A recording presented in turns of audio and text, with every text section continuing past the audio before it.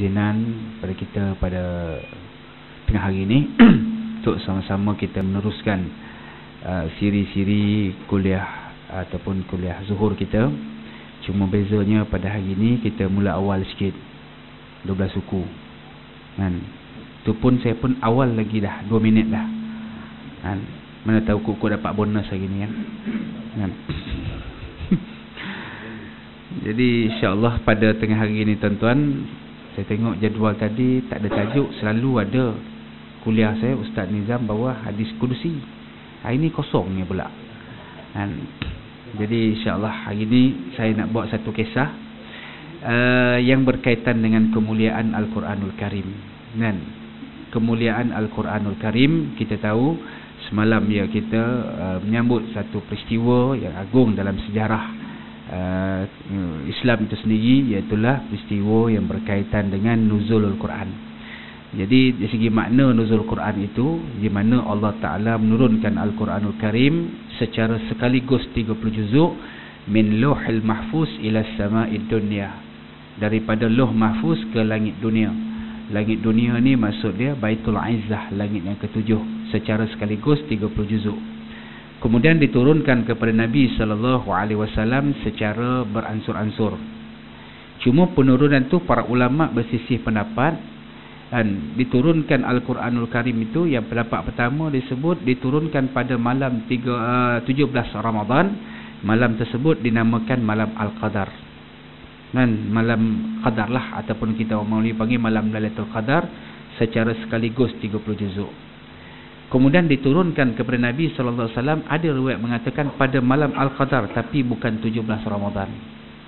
Jadi makna dia itu perbahasan para ulama. Jadi ada pendapat ulama, di antaranya Fuad Zarkashi pula dan Dr. Badaruddin ataupun Syekh Badaruddin Az-Zarkashi. Syekh Badaruddin Az-Zarkashi.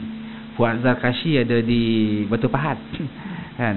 Syekh Badaruddin Az-Zarkashi dalam kitabnya Al-Burhan fil Ulumul Quran. Kalau tak silap saya ada kitab situ, Dr. Rosmawati kan, ada Ulumul Quran ada kan? Ulumul Quran ada kan? Dr. Rosmawati tu guru saya tu masa saya belajar di UM dulu. Kitab dia Ulumul Quran tu ada disebut Syekh Badaruddin Az-Zarkashi dalam kitab dia Al-Burhan fil Ulumul Quran, yang menyebut Quran turun daripada Lauh Mahfuz ke langit dunia pada malam 17 Ramadan secara sekaligus, dan turun kepada Nabi SAW pun pada malam Al-Qadar, iaitulah pada malam 17 Ramadan, malam Al-Qadar, bermula daripada 5 ayat daripada surah Al-Alaq. Iqra' bismi rabbikal ladzi khalaq, khalaqal insana min 'alaq, iqra' wa rabbukal akramul ladzi 'allama bil qalam. Kemudian diakhiri dengan ayat, kemudian ayat itu turun beransur-ansur mengikut kesesuaian keadaan permasalahan yang berlaku pada umat pada ketika itu.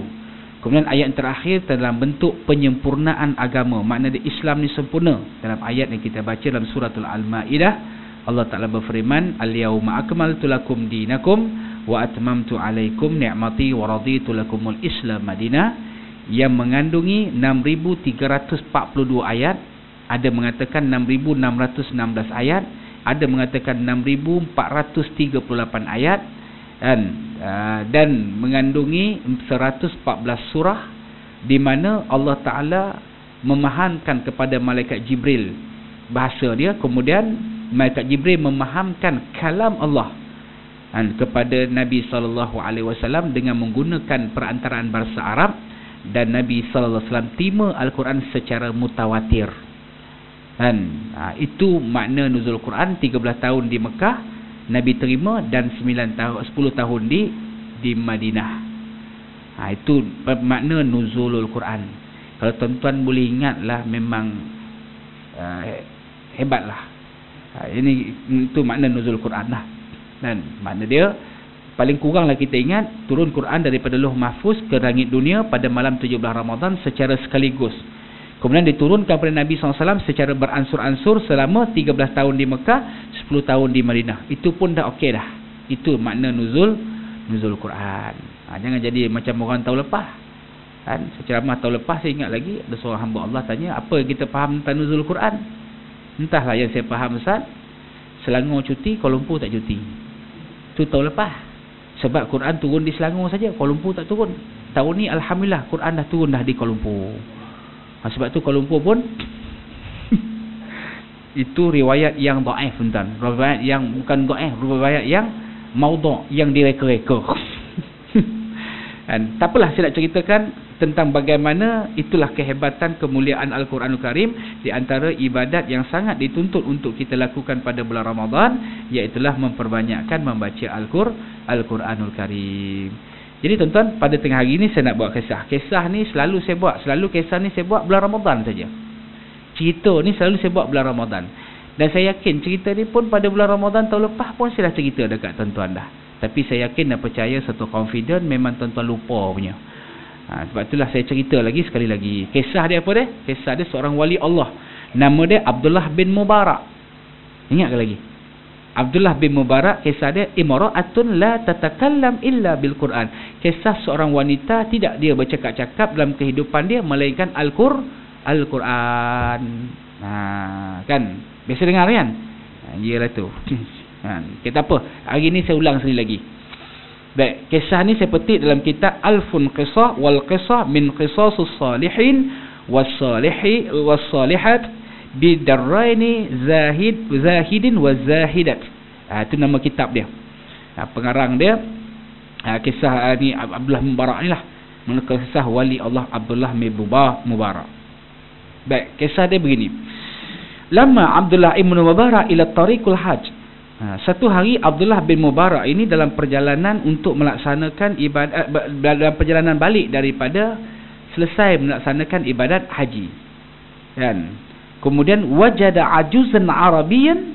Jadi Abdullah bin Mubarak kemudian dia berhenti satu tempat, kemudian dia jumpa seorang imra'atun, seorang wanita min Arabiyah, daripada bangsa Arab. Dan dia berpakaian dalam keadaan yang sempurna. Mana persempurna ni dalam keadaan dia pakai tutup aurat elok. Cuma nampak muka dan dua tapak tangan dia, dan ada bulu-bulu. Mana berbulu sikitlah dekat baju yang berbulu, dekat baju dia kata. Dan pada ketika itulah bagaimana Abdullah bin Mubarak pada ketika itu tuan-tuan, dia jumpa seorang makcik ni duduk sorang-sorang di depan pasir. Dan Abdullah bin Mubarak ni duduk sorang-sorang di depan pasir. Makcik ni duduk sorang-sorang, dia termenung, dia duduk sorang-sorang. Jadi akhirnya Abdullah bin Mubarak jumpa makcik ni. Kemudian berlakulah muqabalah. Muqabalah ni maknanya berlakulah perbualan, hiwar di antara aku dengan makcik ni, kata Abdullah bin Mubarak. Kemudian Abdullah bin Mubarak pun tanya makcik ni dengan ucapan yang pertama sekali, dia bagi ucapan salam. Assalamu alayki wa rahmatullah. Dia bagi salam pada makcik ni. Assalamu alayki, kan? Ki ni isyarat untuk seorang wanita. Kalau lelaki, ka kan? Assalamu alayka, itu untuk lelaki. Kalau untuk ramai lelaki, ramai perempuan, Assalamualaikum. Sebagaimana kita bagi salam lah. Kita bagi salam dekat sahabat kita, Assalamualaikum, boleh tak? Boleh. Kalau bagi Assalamualaikum, boleh tak? Boleh kalau perempuan. Kalau lelaki, Assalamualaika. Jadi makcik ni bila bagi salam, Assalamualaiki warahmatullah, dia tak jawab salam tuan-tuan menggunakan Waalaikumsalam. Makcik ni jawab salam, dia gunakan ayat Al-Quran. Ayat ni semua kita hafal belaka. Apa ayat dia? Salamun qaulam mir rabbir rahim. Kan hafal? Hafal tak? Surah apa? Yasin. Ayat? Jauhnya. Minggu bubuh ya. Ayat 58. 58. Ayat dekat tu 80 dekat lah tu kan. Kan.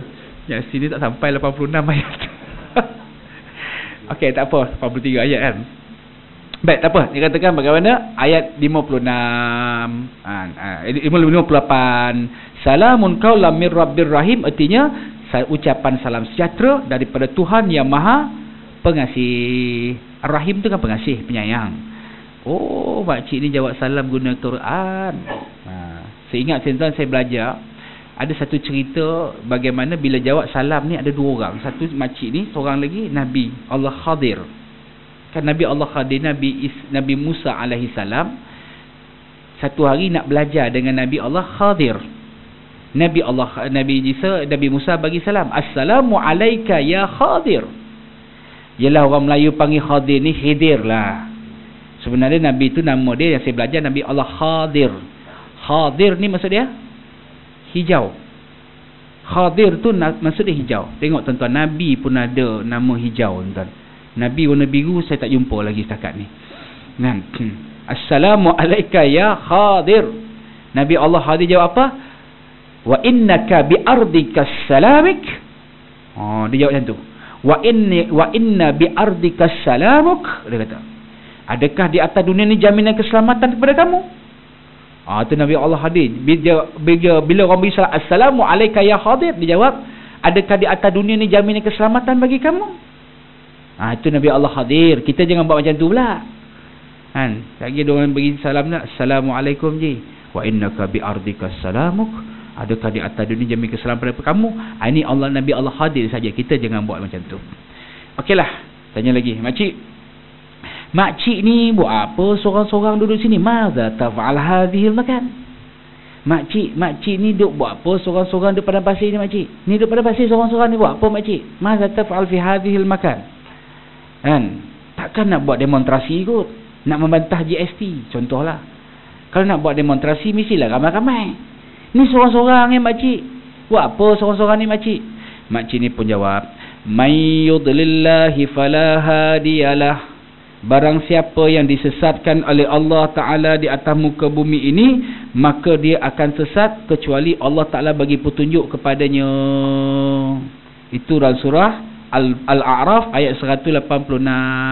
Rupanya makcik ni sesat. Nak cerita makcik ni sesat pun dia baca Quran. Nak bagi tahu dia sesat baca Quran. Yang ni kadang-kadang orang Melayu tiru ni. Dia pergi Mekah, dia lepas-lepas sa'i, dia sesat nak balik hotel tak jumpa. Balik hotel tak jumpa sampai ke tanah perkuburan Maklah. Tanya Tok Arab, ihdinas siratal mustaqim. Tunjuklah aku jalan yang lurus. Tok Arab pun berjawab, siratal ladzina an'amta alaihim. Salah juga. Ya Allah, ada macam-macam kan. Baik, okeylah.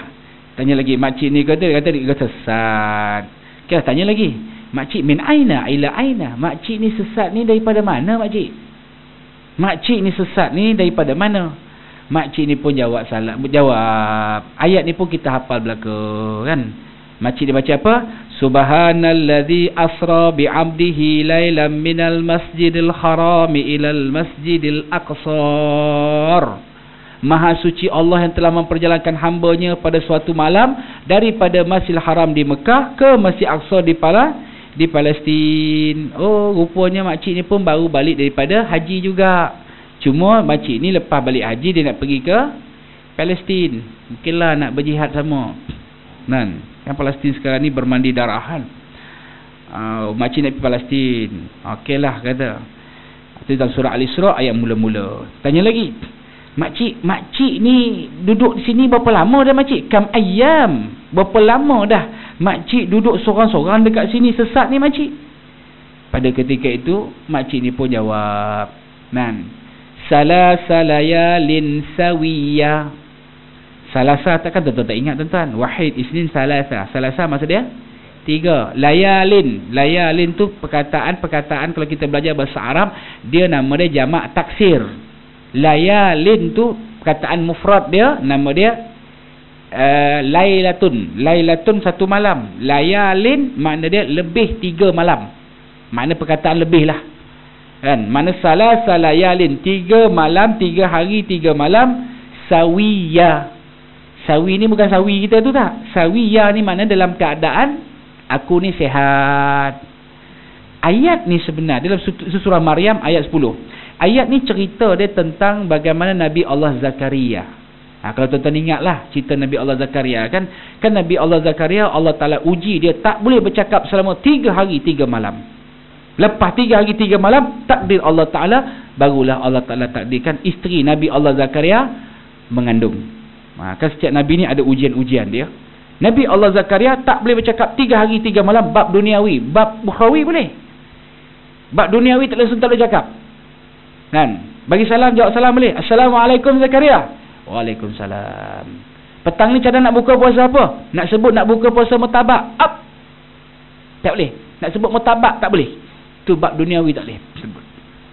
Kan, zikir boleh. Subhanallah, alhamdulillah, Allahu akbar, subhanallah, wallah. Boleh. Zikir boleh. Tapi nak cakap duniawi tak boleh. Cadang-cadang raya ni nak balik mana Zakaria? Cakap nak balik Taiping. Up. Tak boleh. Salasalayalin sawiya. Nabi Allah Zakaria, takdir Allah Ta'ala tak boleh bercakap selama 3 hari 3 malam. Kemudian takdir Allah Ta'ala, dapatlah isteri dia mengandung. Sebab itulah muslimat tengok, kalau suami kita tak boleh cakap 3 hari, cek, takut-takut mengandung. Ustaz, memang saya ni tak ada suami, Ustaz, macam mana ada kata? Kata kalau memang saya tak boleh mengandung, Ustaz, macam mana ada? Memang suami kita bisu lah tu. Salah salayalin sawiya. 3 hari 3 malam. Hari tu makcik, makan macam mana makcik? Duduk padang pasir ni. Duduk padang pasir tentang kalau biasa pergi Mekah, daripada Madinah nak pergi ke Mekah. Daripada Madinah nak pergi Mekah, kan gurun padang pasir tuan-tuan, ada ke orang jual kuih tiaw macam dekat Jalan Raja Alam? Mana ada tuan kan? Tak ada orang jual apa-apa. Mana daripada ketika tu pasir, padang pasir, gurun padang pasir. Habis tu makcik makan macam mana makcik, minum macam mana?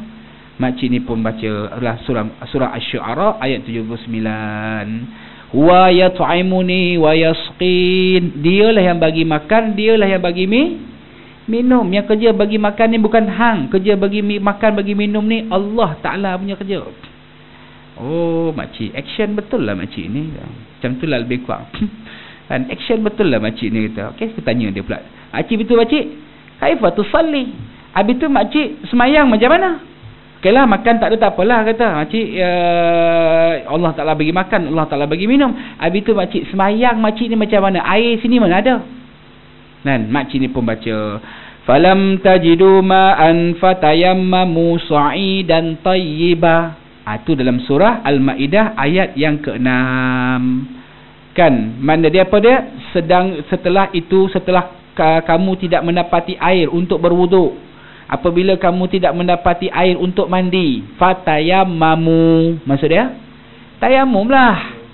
Sa'idan ni maksud dia debu, dengan debu. Tayyibah, tayyib apa? Baiklah, yang baik, yang suci, yang bersih. Tayamum lah. Oh ya, tak ya juga macam kan debu di pasir banyak, ada banyak debu dah. Okeylah. Allah lah, makcik ni hebat betul lah. Macam ni lah makcik. Saya ni pun kebetulan makcik pun dalam musafir. Saya pun kesian tengok makcik 3 hari 3 malam tak makan. Kebetulan saya adalah sedikit stok makanan makcik. Makcik nak tahu makanan? Ni saya bagi sikit. Ada sikit lah. Roti john ada 2 potong, balance dengan tepung pelita paya jaras. Kan hari tepung pelita paya jaras top sangat lah. Ke Kuala Lumpur semua paya jaras je. Berteri-teri tu kan. Tak apalah, kan kempen pula paya jaras pula. Kan saya pun tak ada kepentingan pun dengan tepung pelita paya jaras. Jadi yang tu tak dalam kitab, tuan-tuan yang cari. Yang tu saya tambah ya. Jangan tuan-tuan pandai cari pula kan. Jadi makcik dia kata, makcik ni bila Abdullah Ibn Mubarak nak bagi makanan ni, makcik ni jawab apa? Summa atimmus siyamu ilal lail. Maka hendaklah teruskan kamu berpuasa sehingga malam. Oh, rupanya makcik ni puasa rupanya. Kan? Abdullah Barak tanya lagi, makcik, kan kita ni, itu surah Al-Baqarah ayat 187. Kan kita ni musafir makcik, bukannya bulan Ramadan. Kalau kita musafir bulan Ramadan pun kita boleh berbuka makcik. Kan? Tapi kita ni musafir bukan bulan Ramadan. Kan cerita balik daripada haji ni, kan cerita dia bulan Zulhijjah. Makcik bukalah. Suruh ni Abdullah Barak suruh makcik ni muka. Makcik ni jawab apa? Wa antasumu khairul lakum in kuntum ta'lamun. Kalau kamu berpuasa itu lebih baik. Kan ada musafir yang diharuskan berbuka, ada musafir yang tidak diharuskan berbuka. Macam dulu saya ingat 2 tahun ke 3 tahun lepas, ada orang tanya saya, Ustaz, macam mana agak dia atlet kita ni kan, atlet kita ni yang pergi sukan Olimpik kan tahun bila saya lupa dah. Tuan-tuan tak ingat Olimpik lah? Tak silap saya 2012 ke 2013. Kan pergi Olimpik Ustaz. Boleh tak dia tak berpuasa Ustaz? Kan saya ni saya kata bangang-bangang saya belajar pun reti jugalah. Syarat musafir tu mestilah musafir dalam keadaan yang diharuskan. Tak Ustaz, ini haruskan juga Ustaz. Kita nak menaikkan nama negara. Kan nak dapat, alah jangan mimpilah kalau nak dapat pingat emas Olimpik saya kata. Kita kalau nak dapat pingat emas Olimpik main carom mungkin boleh. Carom ke baling tin susu ke kan. Main polycentery ke, itu mungkin boleh dapat lah. Itu pun kalau ditawarkan kan. Tapi nak dapat pun belum tentu. Sebab itulah kita nak agak Lee Chong Wei tak apalah, dia bukan Islam kan. Tak apalah.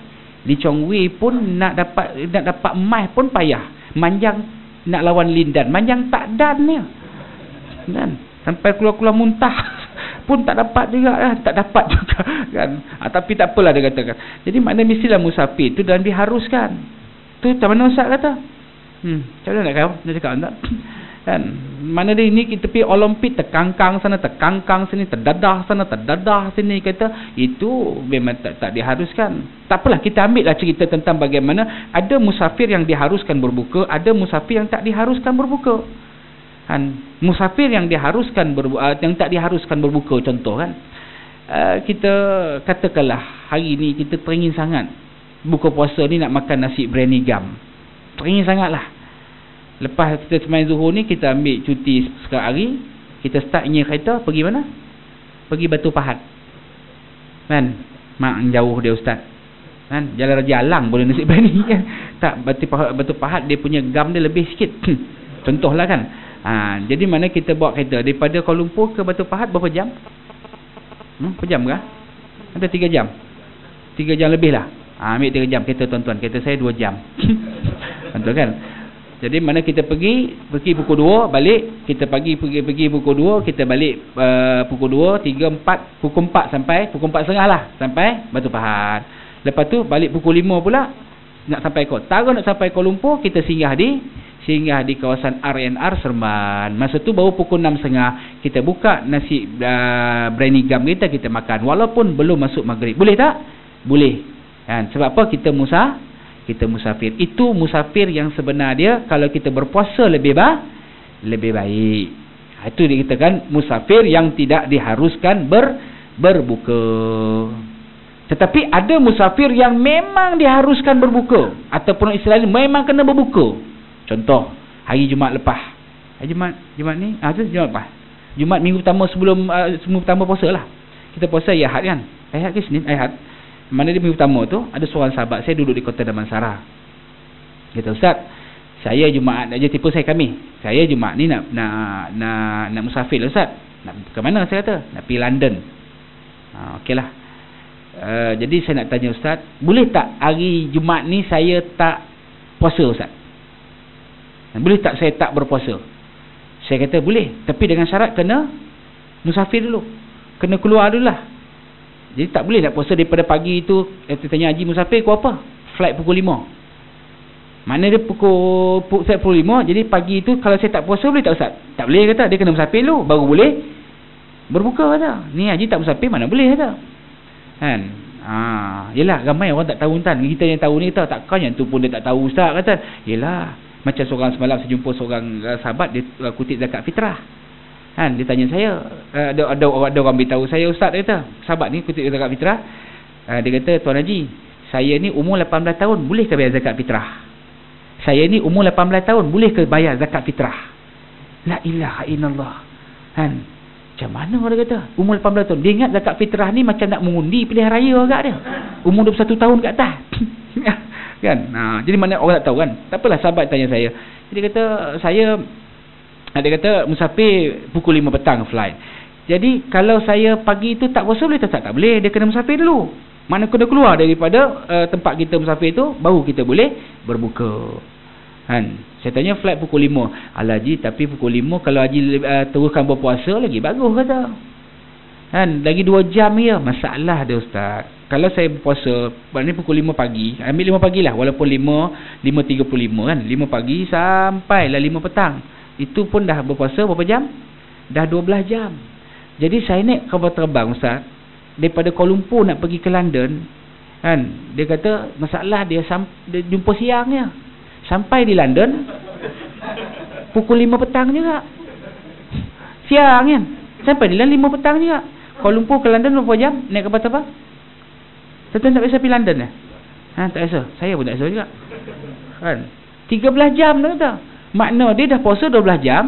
Kemudian kena puasa lagi 13 jam. Dah berapa jam dah? Dah 25 jam. Ustaz tahu sampai London pukul 5 petang. Waktu berbuka di London pukul 9 malam.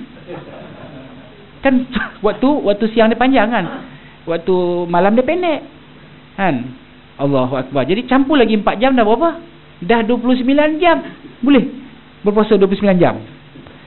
Ini yang dikatakan musafir yang diharuskan berbuka.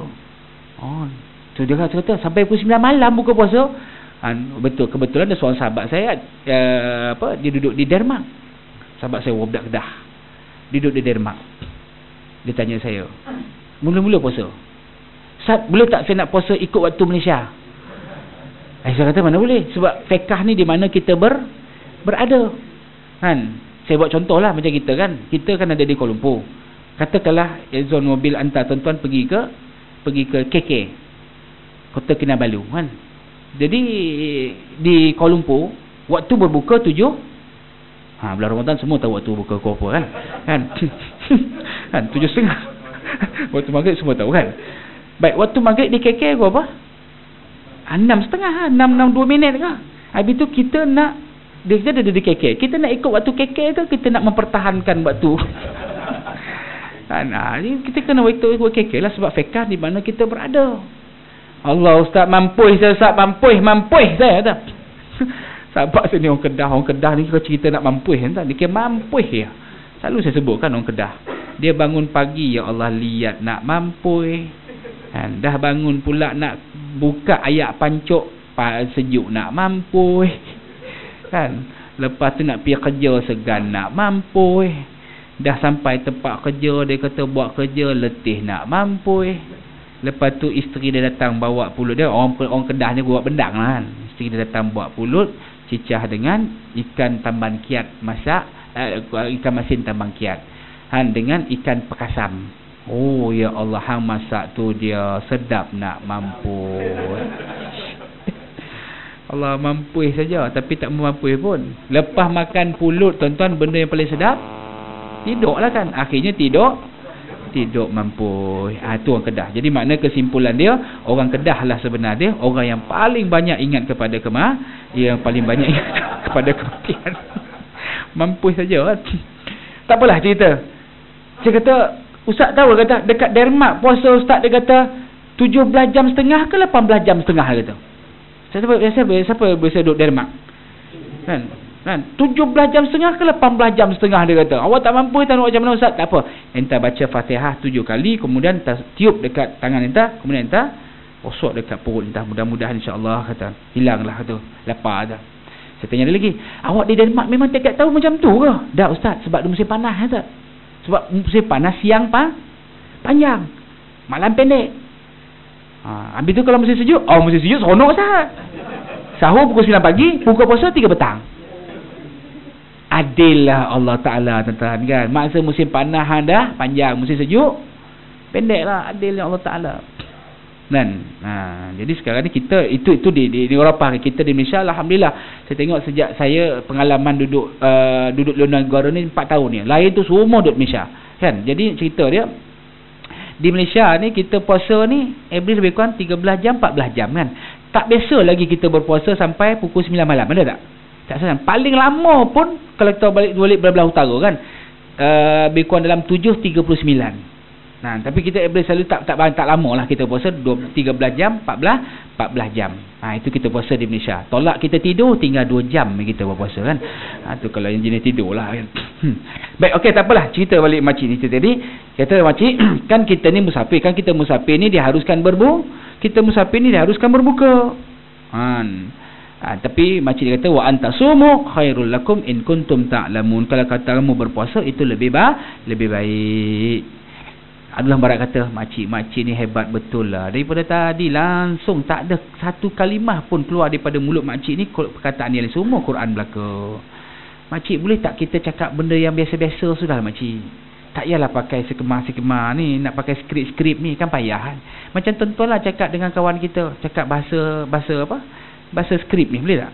Mat, hampir mana? Aku nak pergi kedai sekejap untuk membeli sekilo gula. Adakah kau nak ikut aku sama? Kita pun jawab, aku pun tak nak ikut lah, aku duduk. Maknanya susah lah cakap pakai skrip-skrip ni kan. Jadi makcik cakap biasa-biasa boleh tak? Ya, cakap pakai ayat Quran ni apa semua. Makcik ni pun jawab, ma yulfidhu min qawlin illa ladaihi raqibun atib. Dan tidak adalah sebarang perkataan yang keluar daripada mulut manusia ni, hamba Allah ini, melainkan semuanya ada pengawasnya dan dicatat oleh malaikat raqib dan atib yang mengawasi kita. Allah, makcik hebat betul makcik ni kata. Tak apalah, macam inilah makcik. Saya ni pun makcik kebetulan pun dalam perjalanan nak pergi ke tempat nak balik juga. Macam inilah makcik. Nak tak makcik, saya offer makcik tompang sajalah naik unta saya. Kebetulan Dua Marak ni ada unta. Makcik naik sajalah unta saya dan makcik kan. Sebab makcik ni pun mana tahu kok-kok lagi kita jalan ke depan nanti jumpalah orang-orang yang makcik, siapa-siapa yang kumpulan makcik yang tertinggal tu. Makcik ni pun jawab, wa ma taf'alu min khairin ya'lamullah. Apa juga kebaikan yang kamu buat, pasti Allah Taala akan membalasnya. Maknanya dia bagi tompang orang ni kan pasti Allah Taala membalasnya. Itu surah Al-Baqarah ayat 197. Maknanya kan kita bawa orang, tompang orang pun ke masjid ke, tompang orang nak bawa ke, itu kebaikan di sisi Allah. Kan ada kisah bagaimana satu hari Nabi SAW dalam perjalanan balik daripada mengiringi jenazah seorang sahabat ke tanah perkuburan. Selalu cerita ni saya cerita dekat tuan-tuan. Kemudian Nabi balik, Nabi singgah di rumah balu sahabat yang meninggal dunia ni. Tujuan untuk bagi apa? Bagi semangat, bagi motivasi. Sebab tuan-tuan maklumlah payahnya seorang isteri nak teruskan hidup setelah kematian suami. Payah, perit, walaupun dia berkejaya tuan-tuan. Perit dia nak teruskan hidup dia setelah kematian suami. Mudah bagi suami nak teruskan hidup setelah kematian isteri. Kan lain ayat dia bunyi tuan-tuan kan. Ya Allah, isteri kalau meninggal dunia, ya Allah leha, mesti kau janji dengan aku sehidup semati. 2 minggu berendam air mata. Kan itu suami bila kematian isteri. Lepas 2 minggu mengalir air liur pula. Ya Allah leha, lepas 2 minggu berpantun lah tuan-tuan, patah tumbuh hilang berganti lah. Tapi kak, saya cerita ni exam mobil tak ada, saya cerita ni belah Zimbabwe. Sini alhamdulillah okey semua kan.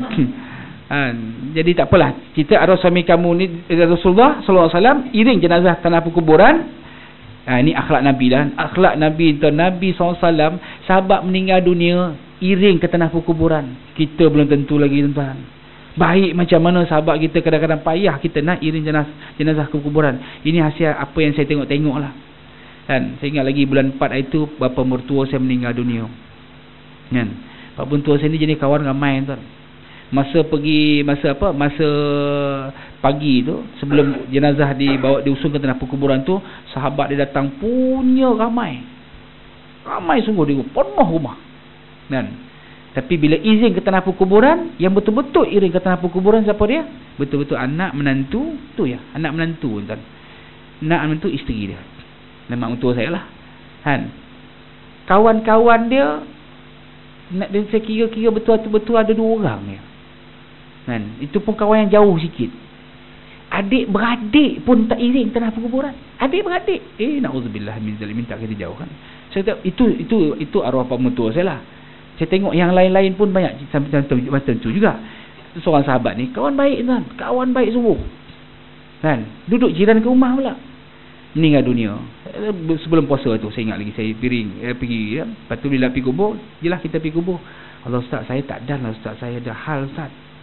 Kan, penting. Ingat penting kok flight dia tertinggal ke apa, takut kan nak pergi luar negara ke apa ke. Tak apalah, lepas 2 hari tu saya jumpa dia. Allah ustaz, kita lah jumpa rumah arwah tu lah. Yang Haji Kalut nak pergi mana itu tak. Bukan Kalut pergi mana ustaz, dia kata. Sebab hari tu ada golf tournament dia kata. Kan. Kalau tak pergi rugi pula Ustaz dia kata. Sebab masa tu dia ada offer, siapa yang dapat hole in one BMW 5 Series brand new, Sapura taja tu. Kan Sapura depan kan, Sapura apa BMW taja tu. Hole in one dia kata. Tuan-tuan tahu hole in one ada kaki golf ni. Hole in one macam Tiger Woods tu lah, sekali pukul terus masuk lubang kan. Kalau tak pergi rugi juga asal kata. Allahu akbar kan. Ni payah tu kita kan, kita nak iring jenazah sahabat kita ke tanah perkuburan payah. Nabi akhlak dia iring ke tanah perkuburan. Balik Nabi singgah di rumah balu ni, Nabi tanya, ada tak apa-apa yang kamu, arwah suami kamu tinggalkan? Tak ada ya Rasulullah. Ada tak apa-apa yang arwah suami kamu wasiatkan pada kamu? Pun tak ada ya Rasulullah. Ada tak apa-apa yang kamu dengar daripada mulut arwah suami kamu ketika suami kamu tu hampir-hampir meninggal dunia? Yang tu ada Rasulullah, tapi aku tak tahu apa Rasulullah. Sebab dia cakap terputus, cakap terputus.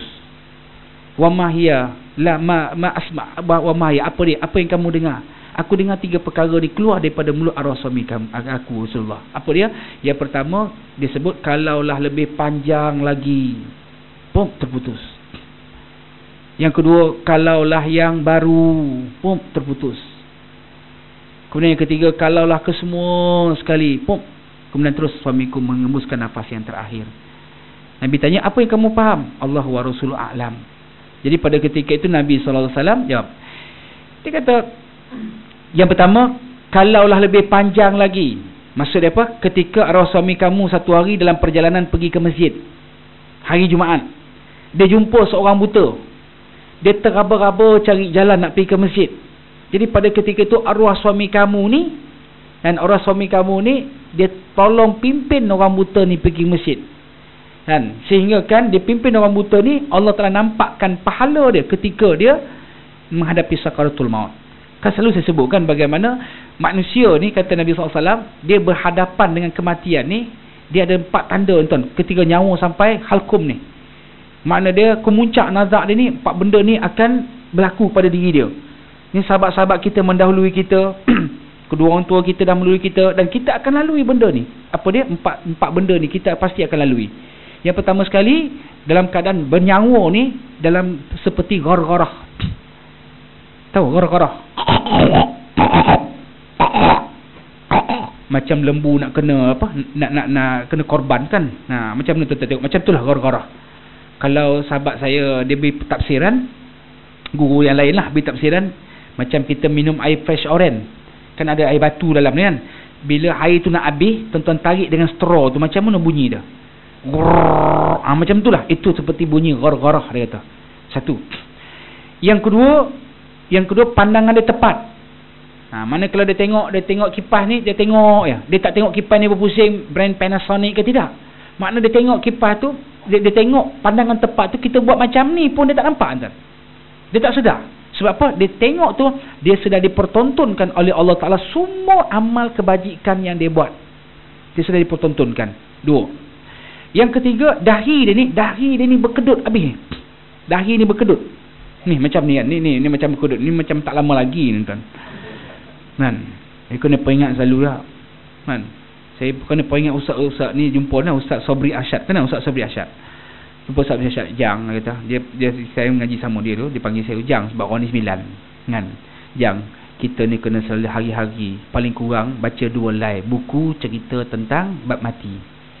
Sebab kita ni bila cerita bab mati ni kata, dia tadi terdinding kepada kita melakukan dosa kata. Kan kita ni pula ya tak lama lagi dah dekat dah. Dia kata dekat sangat dah ni. Hari-hari kena baca bab mati ni. Kalau boleh baca dia mati. Tu Ustaz Sobri Asyad ingatlah. Kan? Baik tak apalah. Dia kata dia kata dalam keadaan dahi ni berkedut. Tu 2. Yang ketiga ni pegang ni apa? Kalau dia ada cadar kain cadar ke rapat ni. Macam tuan-tuan biasa pergi tak bukan gurudi lah, tampal gigi. Tahu tampal gigi? Kan bila doktor gigi nak gerudi tu, gerudi kan? Nak gerudi tu dia bunyi macam mana? Kita macam tu lah. Pegang kursi dental kan? Macam tu lah. Makna dia pegang rapat ni. Tuan-tuan, saya bila baca ni pandangan ni kan, daripada hadis Nabi SAW ni, saya ingat lagi tahun 2010. Kan, seorang jemaah haji saya ke masa tu besok pagi nak wukuf di Arafah, malam ni dia sampai di Arafah. Besok nak wukuf 8 Zulhijjah tu kita dah tolak daripada Mekah pergi ke Arafah. Malam tu sampai. Saya ingat lagi malam tu sampai. Jadi seorang tuan haji ni dia ni orang Mantin. Mantin, Negeri Sembilan kan. Jadi saya beri taklimat, kemah sini, tuan-tuan kemah bermuruh huluk sekian sini, kemudian arah kiblat sini, waktu makan tandas kita sini. Tengah-tengah saya beri taklimat, lepas tu belum masuk kemah, tiba-tiba tuan haji ni nak tarik beg saja, rebah. Dia punya kemah belakang tu rebah. Jadi kita angkat dia masuk kemah yang paling hampir. Bila masuk kemah kami hampir, saya pun tengok dia duduk dia tu. Masa tu dia kemuncak bunyi tu, bunyi seperti korok-korok. Kemudian dia tengok pandangan tepat. Kemudian yang ketiga saya tengok dahi tak berkedut lagi. Saya nampak yang ketiga dia pegang tepi-tepi kiri kanan tilam dekat pada dalam kemah Arafah tu, pegang rapat. Saya panggil seorang pesugas. Ustaz jugalah, Ustaz Fakiri nama dia di Seremban. Dia kata, Ustaz tolong apa Ustaz, Ustaz talkinkan Ustaz, saya nak pergi cari isteri dia kejap Ustaz. Saya nampak dia dah kemuncak nazak ni Ustaz kata. Pergi cepat. Anda pergi cari, jumpa isteri dia. Lama juga 25 minit nak cari isteri tak jumpa. Nak cari kemah dekat mana, puah berlaung. Hajah sekian mana. Dia rupa dia hajah tepi bilik air. Saya Ustaz, kenapa kata? Cepat. Kenapa Ustaz? Ni suami hajah dalam keadaan nazak. Dah menangis dah nazak dah. Ya Allah. Dia tak adalah ayyaman nahi kabinahi, tak adalah. Dia lagi ya Allah pergi cepat. Pergi tengok sampai tu memang kemuncak nazak dia betul. Tengah baca talqin, lepas tu kebetulan saya ada jemaah lain datang ya. Kita nak sambut jemaah lain datang pula di Arafah. Jadi selang beberapa minit lepas tu meninggal dunia.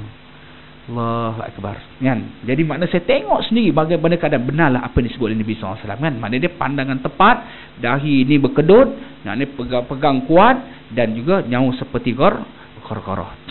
Jadi sebab itulah Nabi SAW sebut, ketika arwah suami kamu ni nak menghadapi sakaratul maut tu, Allah telah nampakkan pahala yang di pandangan tepat tu. Allah telah nampakkan pahala yang dia bantu orang buta pergi masjid tadi. Sehingga dia menyesal, kalaulah aku pimpin dia lebih jauh lagi, saya lebih banyak pahala yang aku dapat. Makna dia makin banyak kebaikan, makin lama kita duduk tempat kebaikan, makin banyaklah pahala yang kita dah dapat. Macam hari ni kalau kita tazkirah ceramah sampai pukul 2, banyaklah pahala kita dapat. Boleh kita ceramah sampai pukul 2 hari ni? Kalau boleh tuan-tuan tunggulah, saya nak balik dah 1.20 Zuhur saya berhenti lah. Kalau tuan-tuan nak tunggulah. Buat kebaikanlah. Ada separuh tempat kan, tempat-tempat kita macam tadi saya ceramah di mana, tazkirah di puncak perdana belah-belah tu lah, belah-belah Kayangan Haik tu. Selalu dia buat 20 kata. Tapi sebab malam ni ada tazkirah, kita buat 8. Masjid Tabung Haji alhamdulillah buat 20. Masjid Kampung Baru buat 20. Tak apalah, makin lama kita duduk berdiri tu makin banyak pahala kita dapat. Tapi kebanyakan tuan-tuan boleh kita letakkan berapa peratus agak yang balik lepas 8? Bolehlah kita letakkan lebih kurang 88% balik. Saya tahu saya di masjid Tabung Haji komplek Tabung Haji tu bila sembahyang tarawih ni ni kan ustaz mengatur orang pula kata, tak pun nak ceritalah nak ceritakan bagaimana sebelum tarawih tu dia punya saf tuan 10 saf penuh. 10 saf penuh. Tak termasuk saf wanita lagi. 10 saf lelaki saja penuh. Lepas 8 alhamdulillah tinggal 1 saf setengah. Tu saya kata 88% balik. Tinggal 1 saf setengah. Sampai saya tahan, tunggulah Ustaz, ni Pak Long ni pun boleh sampai 20 kata. Pak Long tu lain, dia kata dia nak mati dah kata. Ya Allah, dia kata budak-budak hari ni kata aku lambat lagi mati, dia kata. Subhanallah kata pun ada juga orang cakap macam tu. Apa, makin lama kita duduk tempat kebaikan makin banyaklah pahala yang kita dah dapat. Baik. Jadi Muslim tanya, ya Rasulullah, yang kedua macam mana Rasulullah? Yang kedua kata, kalaulah yang baru. Maksudnya apa? Satu hari arwah suami kamu ni pergi ke masjid, masa tu di Madinah musim sejuk. Contoh kalau biasa pergi negara Arab kan, dia bukan macam sejuk, dia ada salji tak? Dia sejuk ni, sejuk apa? Sampai ke tulang kan? Sejuk kering kan? Kalau panas kering, kita ni panas lembab, sejuk lembab. Dia sejuk kering. Saya pengalaman duduk Mesir lu 4 tahun duduk tu. Ya Allah, kalau Mesir sejuk ni sejuk sungguh. Dalam keadaan seluar ni tak pakai seluar manusia, tak pakai seluar jin. Kan pakai seluar manusia, seluar selek kan, pakai seluar jin tu. Dalam seluar jin tu ada lagi seluar pula tu. Lepas tu pakai baju pagoda satu, baju sweater satu, pakai baju jaket lah satu, kemudian tutup macam tuan-tuan biasa belajar di London kan. Kami macam tu lah di Mesir tu, pakai sarung tangan lagi, sejuk kan. Allah Akbar kan. Tu masa kalau di Madinah pun kalau tuan-tuan nak pergi bulan 12 ni, bulan 1 tu kan Madinah sejuk kan. Tengah panas dekat Jabal Uhud tu, sejuk ni, sejuk menggigil ni kan, pakai sarung tangan lagi kan. Jadi arwah suami kamu ni pergi ke masjid masa tu di Madinah masih sejuk. Jadi arwah suami kamu ni kebetulan ada 2 kain serban, satu kain serban baru, satu kain serban yang lama. Jadi dia ambil kain serban dia yang baru ni bagi dekat pakcik yang menggigil kesejukan ni. Jadi ketika dia nak menghadapi kematian, Allah Ta'ala nampakkan pahala dia bagi kain serban yang lama ni, sehingga dia menyesal, kalaulah aku bagi kain serban yang baru ni, saya lebih banyak pahala yang aku dapat. Jadi kain serban orang di Mekah kan, dia bukan kain serban kita ni. Kain serban dulu orang dulu. Contoh kalau tengok dalam website tu kan, tengok jemaah haji dulu kan, dia punya kain serban dia gulung macam orang Taliban tu, orang Afghanistan tu, dia gulung dah. Kemudian bila nak semayang, kalau tak ada sejadah, dia ambil kain serban tu, dia hampar lah. Saya biasa tompang kain serban tu 5 orang boleh duduk dalam satu saf. 5 orang kan. Lepas tu bila dia lepas tu dia kibar-kibar, dia gulung balik buah ke kepala dia. Lepas tu saya jumpa dia dekat hotel Green Hotel nama dekat Madinah lah. Masa dekat Madinah lah. Tengok-tengok dia tengah makan dengan kawan-kawan dia. Dia ambil kain serban, dia bentang pula. Lepas tu duduk atas tu makan. Lepas tu dia kibar-kibar, dia gulung pula, dia bubuh kain serban pula. Rupa dia kain serban dia multi purpose dia kan, pelbagai guna. Bukan guna untuk kepala saja. Sebab tu kan, dia tak apalah, arwah suami kamu ni dia ada kain serban dia tu, dia bagi kain serban yang lama, sehingga dia dengan hadapi sakaratul maut, Allah telah nampakkan pahala yang dia bagi kain serban yang lama, sehingga dia misal, kalau aku bagi yang baru ni, saya lebih banyak pahala yang aku dapat. Cuma ialah kita hari ni kain serban kan, kita ni pergi umrah kan, ada pergi umrah kan, ada ramai rajin pergi umrah ni, orang Izul Mobil ni pun rajin pergi umrah, orang Malaysia ni rajin pergi umrah, ada rezeki alhamdulillah kan. Tapi pergi umrah kadang-kadang banyak beli kain serban, tapi balik tak ramai pun yang pakai kain serban, nampak kan. Kita bagi serban bagi ke orang, kita tak pakai kain serban. Sekali pakailah tuan haji kan. Tapi kita ni lagi pelik lagi, kita tak mau pakai, yang pakai kain serban peti air rumah kita pakai kain serban kan. Mesin basuh rumah kita pakai kain serban kan. Saya nak beritahu tuan-tuan, mesin basuh rumah tuan-tuan tak sunat pakai kain serban. Kepala tuan-tuan sunat pakai kain serban. Ustaz, saya bukan tak mau pakai kain serban. Pakai kain serban sekali orang suruh jadi imam pula ustaz. Tu yang payah tu. Kalau susah sangat tak apalah, letak sini ya. Kan kain serban budak, ya Hanan dah letak sini ya. Zahara Dinu kan, suruh letak sini. Adalah suruh kuat pahala. Okey, tak apalah, tu kain serban. Baik, yang ketiga Rasulullah tanya musliman ni. Ketiga Rasulullah, kalaulah kesemua sekali. Apa maksud dia kata? Kalau kesemua sekali, apa pula Rasulullah? Ketika Rasulullah kamu nak mati sakaratul maut, pada ketika tu Allah Ta'ala nampakkan pahala dia, iaitulah, kamu ingat tak, satu hari dalam perjalanan, bukan satu hari, ketika Rasulullah kamu balik tempat kerja, dia tanpa letih sangat. Dia nak supaya kamu buat roti yang tengah-tengah dia ada daging. Kita panggil apa? Kebab lah, kebab. Tahu kebab? Weh, lama saya tak makan kebab dah. Tapi rasa macam tak makan ni. Sebab saya dapat satu WhatsApp, ada orang Arab dia buat kebab, dia duduk atas tu, dia nak padat. Tuan-tuan dapat tak?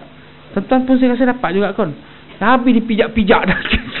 Lepas tu kita elok habis, tapi itu bukan di sini kot, di tempat-tempat lain lah kot kan. Tak apalah. Kata, jadi arwah suami kamu ni baru nak makan kebab ni, tiba-tiba ada orang bagi salam. Assalamualaikum tuan, ada tak apa-apa makanan? Saya ni dah 3 hari tak ada makanan. Jadi pada ketika itu arwah suami kamu ni dia koyak 2, sebelah dia bagi dekat sahabat kamu ni. Dia kata ada orang musafir ni sebelah lagi dia makan. Sehingga ketika dia nak menghadapi sakaratul maut, Allah telah nampakkan pahala yang dia bagi kepada orang yang dalam keadaan musafir ni. Jadi sehingga dia menyesal, kalaulah aku bagi semua sekali, alangkah untungnya aku, ruginya aku bagi sikit saja kan. Kalau aku bagi semua sekali, bagi makin banyak pahala yang aku dapat. Jadi sebab itulah apa disebut dalam ayat ni kan, wa ma taf'alu min khairin ya'lamullah. Apa juga kebaikan yang kamu buat, pasti Allah Taala akan membalasnya. Allah, makcik hebat betul lah makcik ni. Tak apalah makcik. Okey. Cerita makcik balik tadi kan, makcik cerita apa? Wanita yang cakap bahasa Quran tadi. Okeylah, makcik tumpang unta saya. Jadi okey makcik, mai saya tolong angkat makcik naik unta saya ni. Mai makcik saya tolong angkat makcik naik unta. Makcik ni pun baca, kulil mu'minina yaghdu min absarihim. Katakanlah wahai Muhammad kepada orang-orang mukmin yang beriman, hendaklah tundukkan pandangan mereka daripada melihat perkara yang haram. Maksud dia apa? Maksud dia tak payahlah kamu nak pegang orang perempuan, nak naikkan dalam atas kenderaan. Tak payahlah tengok orang perempuan naik kenderaan. Kan orang perempuan kalau naik unta, bila naik unta kan terselak kain dia. Macam isteri tuan-tuan lah naik unta tuan-tuan, kan terselak kain dia. Tapi unta tuan-tuan bukan nama unta lah, nama dia Kawasaki. Nama dia EX5 ke kan. Tambahlah unta sekarang ni tuan-tuan, pakai unta yang besar-besar tu, tonggek duk itu kan. Bila dia naik kan terselak lah kain dia. Bila terselak kain dia, nampaklah betis dia yang gebu tu. Tu imam duduk belakang pula. Tak terungkai serban tu imam. Ya Allah, hajah ni gebunya kan. Jangan jaga baik-baik kan. Jadi pada ketika itu Abdullah bin Mubarak pun bila makcik ni kata, dia kata tunjukkan pandangan kamu, jangan melihat benda yang haram. Abdullah bin Mubarak pun pusing badan dia tempat lain. Sambil-sambil cakap, Allah makcik dah tua dah, aku pun tak buluk nak tengok makcik bergaul macam tu lah. Lepas tu tak apalah, naik kenderaan. Makcik dah cakap beritahu ya makcik, dah siap beritahu ya, kita nak jalan dah ni. Okey, makcik dia pun bagi tahu. Apa makcik dia tahu? Subhanallazi sakhkhara lana hadza wa ma kunna lahu mukrinin wa inna ila rabbina lamunqalibun. Macam dah siap dah tu. Biasa kita dengar ayat dia kan? Doa naik kenderaan. Surah Al-Zukhruf ayat 13 ayat 14. Maha suci Allah yang telah menyediakan pada kami kenderaan ini, sedangkan kami sebelum ini tidak berdaya memilikinya. Ya Allah, sesungguhnya kepada Engkau lah kami semua akan dikembalikan. Okeylah makcik, dah siap dah tu. Okey, Abdullah bin Mubarak pun bawalah, dah mulalah nak gerakkan unta tersebut. Jadi unta tu asal dia duduk tuan. Maknanya dia Abdul Barak pun akan gerakkan unta. Macam tuan-tuan tengok di padang Arafah kan, kalau kita tengok di Jabal Rahmah tu kan ada Arab Badui ni, ketika mana unta tu dia nak berdiri kan. Kan kita ambil gambar dengan unta kena bayar 10 rial. Ambil gambar ya bayar 10 rial. Kalau naik unta berapa rial? 40 ke 5? Haji biasa tak tu? Tak naik. Saya pun tak ingat berapa rial. 50 ke 40 rial. Naik unta. Jalan ni kan. Jadi unta tuan-tuan, bila dia nak digerakkan tu, dia tak boleh gerak macam mana kita gerak sahu anak kita. Tuan-tuan gerak sahu anak macam mana? Bangun cepat-cepat ni, waktu nak habis dah ni. Lambat-lambat nanti waktu habis. Itu kita gerakkan anak kita. Unta ni dia kalau nak digerakkan, tuan dia kena jerekah sikit baru dia bangun. Yallah, kom. Baru dia bangun. Yallah, terperanjat makcik ni. Macam mana tuan-tuan pun terperanjat juga. Dan Ustaz ni apa tu jerekah pula ni. Saya nak menggayakan dalam surah ayat tu dia cerita kan, dalam cerita tu yallah dia terjerit. Makcik ni bila dengar terperanjat, makcik dia pun baca ayat waqfi fi mashyika waqdub min sautika. Artinya apa ni? Ni dalam surah Luqman ayat 19. Apabila kamu berjalan, hendaklah sederhanakan langkah kamu. Dan apabila kamu bercakap, waqfi min sautika, hendaklah rendahkan suara kamu ataupun perlahankan suara kamu. Tak payah terjerit-jerit. Kan? Allah, sorry makcik, terperanjat ya makcik. Sorry. Tak apalah. Jalan lagi. Bila jalan, pada ketika itu, bagaimana unta ni sama juga. Kalau kita baca saya baca dalam kisah ni lah. Dia kata bagaimana unta ni, dia kalau bergerak, dia tak boleh bergerak saja. Dia mesti ada dia punya syair-syair dia. Kalau nak pergi perang ada syair dia. Kalau pergi buat bekerja ada syair dia. Kalau tidak unta tu tak jalan. Dia ada syair dia. Hayya ya rijal hayya bil jihad. Hayya ya rijal hayya bil jihad. Aiz azizan hamus syahidan. Lebih kurang macam itulah. Kan? Jadi mana dia bila tu unta tu pun jalan kuat. Semangat. Kan? Jadi mana unta dia ada syair-syair dia, baru dia boleh berjalan. Dia syair-syair bersemangat. Sebab itulah unta kalau lagu Melayu memang tak jalan, tuan-tuan. Hei. Kalaulah mata bertentang mata, hati di dalam bagai nak gila. Memang duduk situlah unta tak jalan. Saya pun Daud kilau pula keluar tengah hari. Contohlah kan Daud dekat Ustaz Daud pula. Datuk Daud kilau marah saya pula. Itu surah Al-Muzammil. Kemudian makcik ni bila dengar dia nyanyi hayya hayya ya rijal hayya bil jihad, makcik ni pun baca Quran. Faqra'u ma tayassara minal Quran. Itulah. Bacalah kamu daripada mana-mana ayat yang kamu boleh membacanya daripada Al-Quran. Buat apalah nak menyanyi, baca Quran lebih baiklah. Macam itulah maksud dia. Okeylah makcik, sorry lah makcik, minta maaf makcik. Allah makcik, mudah-mudahan Allah Ta'ala bagi kebaikan banyak kepada makcik. Ya Allah, daripada tadi langsung tak ada satu pun kalimah keluar daripada mulut dia melainkan semua Quran saja. Kenapa ni makcik? Adalah mebarak ni tak puas hati lagi. Kenapa ni makcik? Makcik dia pun baca wa ma yazakkaru ya ulul albab, dan tidak adalah yang mengambil pengajaran melainkan orang yang Allah Ta'ala bagi kepada mereka akal fikiran. Fikirlah pasal apa aku ni? Macam itulah lebih kurang. Aku baca Quran saja. Kena fikir. Tak apalah, jalan, setelah merentas gurun padang pasir yang jauh, jalan, maka sampailah satu tempat, nama tempat tu RNR, kawasan rehat dan rawat. Tapi bukan RNR lah. Kawasan tu ramai kabilah-kabilah duduk di situ. Macam kita pergi umrah kan, dalam perjalanan daripada Madinah di Bir Ali tu kan, kita nak sampai di Mekah, kita singgah kawasan RNR, sama ada Sabko ke kan, tempat tu rehat. Ramai kita jumpa, orang Mesir pun kita jumpa, orang Bangladesh pun kita jumpa, orang Pakistan pun jumpa, orang Indonesia pun jumpa, orang Amerika, macam-macam orang kita jumpa kan. Jadi kawasan dia jalan ni jumpa ramai kabilah ni. Kabilah ni pun ramai juga. Dan semua beza dia, kita kalau berhenti kawasan RNR ni, selalu dia kita berhenti dalam tempoh 3 jam kan, makan, minum, semayang, buang air apa semualah. Tapi di zaman dulu musafir tuan, dia tak berhenti dalam 2-3-4 jam. Dia berhenti berapa lama? 3-4 hari. Kawasan tersebut. Tambahlah kawasan tu ada air, wadi kan. Lagi lama dia tunggu. Dan jadi sampailah kawasan tersebut. Jumpa kawasan tersebut ramai kabilah-kabilah. Makcik, kita dah sampai ni. Cuba makcik perhati tengok makcik, kok adalah orang yang makcik kenal, kabilah makcik ke kan? Ataupun nak tanya makcik ni masa musafir lu ada tak bawa anak ke, ada tak bersama dengan abang ke, atau waris ke, atau siapa-siapalah kan? Makcik ni pembaca Al-Quran. Al-malu wal banun zinatul hayatid dunya. Sesungguhnya harta benda, al-mal, wal banun, anak pinak kan, anak-anak. Dia kata anak-anak tu dinisbahkan malun, maksudnya anak-anak tu anak lelaki maksud dia. Zinatul hayatid dunya, ia merupakan perhiasan hidup di atas dunia. Abdullah Mubarak pun faham makcik ni ada anak, dia musafir bersama anak dia.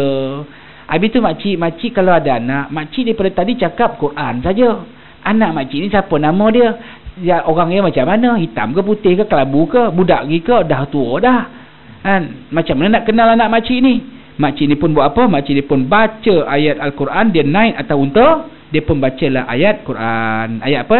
Pertama sekali dia baca dalam surah An-Nisa ayat 125. Wattakhazallahu Ibrahima khalila. Kemudian surah An-Nisa juga ayat 165. Wa kallamallahu Musa taklima. Kemudian dia baca surah Maryam ayat 12. Ya Yahya huz kitaba biquwwah. Mana dia? Makcik ni ada 3 orang anak. Anak dia yang pertama nama dia Ibrahim. Wa kallamallahu wattakhadallahu Ibrahima khalila. Satu. Yang kedua, wa kallamallahu Musa taklima. Allah Ta'ala berkata-kata dengan Nabi Musa di Bukit Tursina. Nama Nabi, nama anak dia kedua Musa. Ya Yahya huz kitaba biquwwah. Wahai Yahya, ambillah kitab ni dan amalkan secara bersungguh-sungguh. Itu dalam surah Maryam ayat 12. Mana anak yang ketiga nama Yahya. Oh, makcik ni ada anak dia. Anak dia nama dia Ibrahim, Musa dengan Yahya. Tengok tuan-tuan, panggil anak pun baca Quran. Ada kita panggil anak kita baca Quran? Kau ada nama anak kita Muhammad ke? Kan? Panggil nama Muhammad. Okeylah, dalam Quran ada nama Muhammad kan?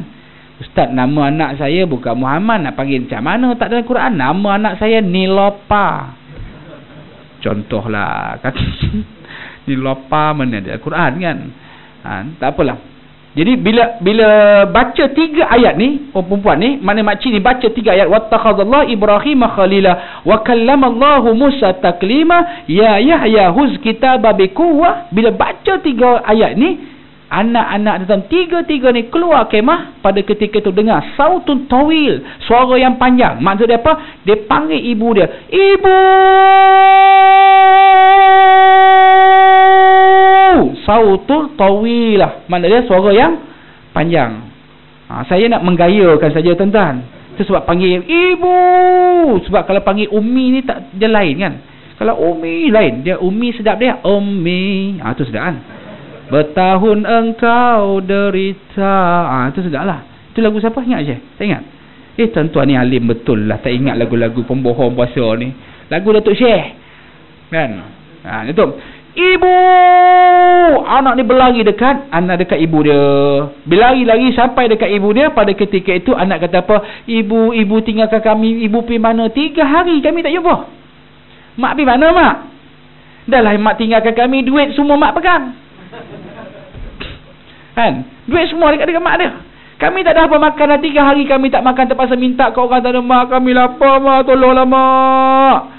Pada ketika itulah mak dia pembaca, faba'asu ahadakum biwarikum hadhihi ilal Madinah, maka utuskanlah salah seorang kamu daripada yang bertiga ni untuk pergi ke bandar, belilah sedikit makanan, ambil wang perak ini dan gunakanlah, mencari makanan yang baik lagi, halal, kemudian bawalah sedikit habuan kepada kami. Ini surah Al-Kahfi ayat ke apa? Ayat 19. Kan cerita Ashabul Kahfi yang dikeluar daripada pemerintah yang zalim kan. Kemudian dia duduk, ditidurkan oleh Allah Ta'ala selama 300 tahun. Kan? Bila sedar, maka dia suruh, utuslah seorang-seorang pergi ke bandar beli makanan. Tengok tuan-tuan, mak ni suruh anak beli makanan pun dia baca Al-Quran. Mak suruh anak beli makanan baca Quran. Cuba petang ni kita suruh anak kita suruh beli martabak, kita baca Quran. Faba'asu ahadakum biwarikum hadhihi ilal Madinah. Agak-agak dia buat balik martabak tuan-tuan. Dia tak buat balik martabak, dia buat balik Quran.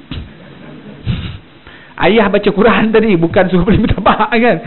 Ya Allah kan. Jadi Abdullah bin Mubarak kata, panggillah pada dekat anak ni, boy, mesti ni je boy. Dia panggil boy lah kan, panggil boy. Ibrahim, Yahya, Musa, Mijam. Saya nak tanya, siapa sebenar perempuan ni boy?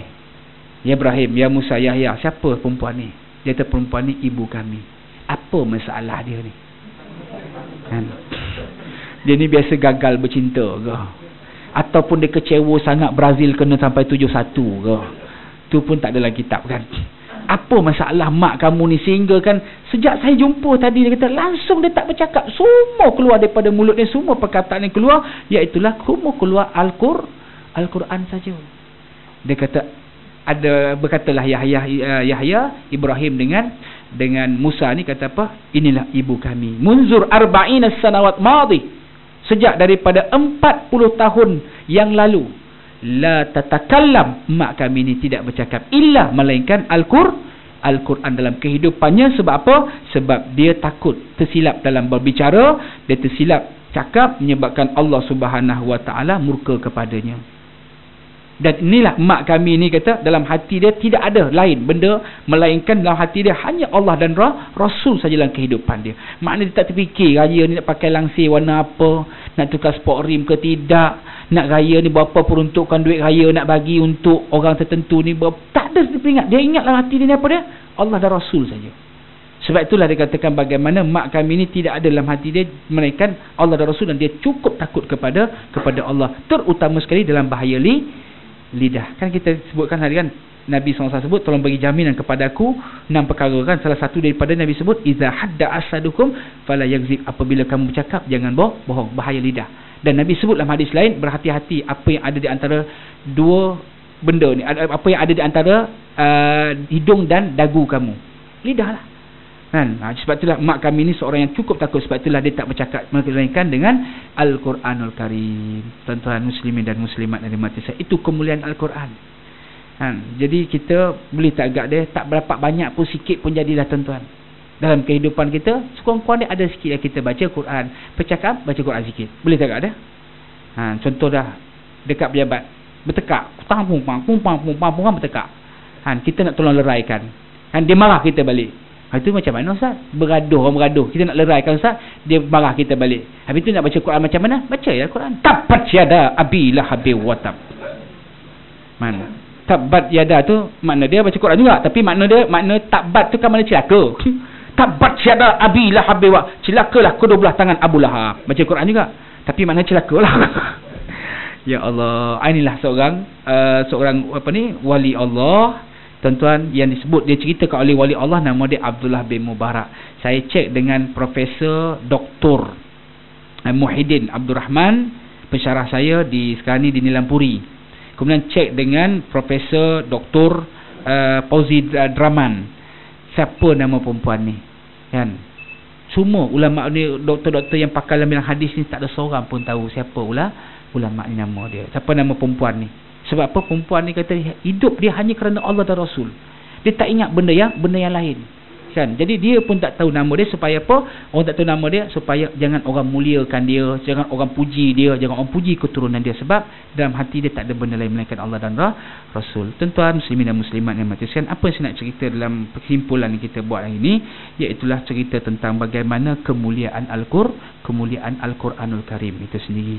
Sehingga kan begitu mulianya Al-Quran, ada orang dalam kehidupan dia tak bercakap melainkan dengan Al-Quranul Karim. Jadi tuan-tuan rajin tengok dalam internet pun ada, tuan-tuan ambil Google tu, tuan tengok wanita yang tidak bercakap melainkan Al-Quran. Ada cerita hari ni kan, panjang cerita-cerita tuan, dan ada dalam kitab 1000 kisah daripada kisah-kisah orang yang soleh dan solehah pada jalan zuhud, dan jalan zuhud ataupun jalan yang tawaduk di sisi Allah Subhanahu wa ta'ala. Jadi kesempatan yang kita ada pada bulan Ramadan ini, kesempatan yang Allah Ta'ala bagi peluang kepada kita berada pada bulan Ramadan. Mudah-mudahan dengan Ramadan yang ada kita ni berbaki pada kita hari ini, sama-samalah untuk kita memperbanyakkan baca Al-Quran, khususnya pada separuh yang 10 yang terakhir pada Ramadan, supaya Ramadan kita hari ini, Ramadan kita kali ini benar-benar dia dapat anugerah yang tiap-tiap tahun yang kita nak, apa dia?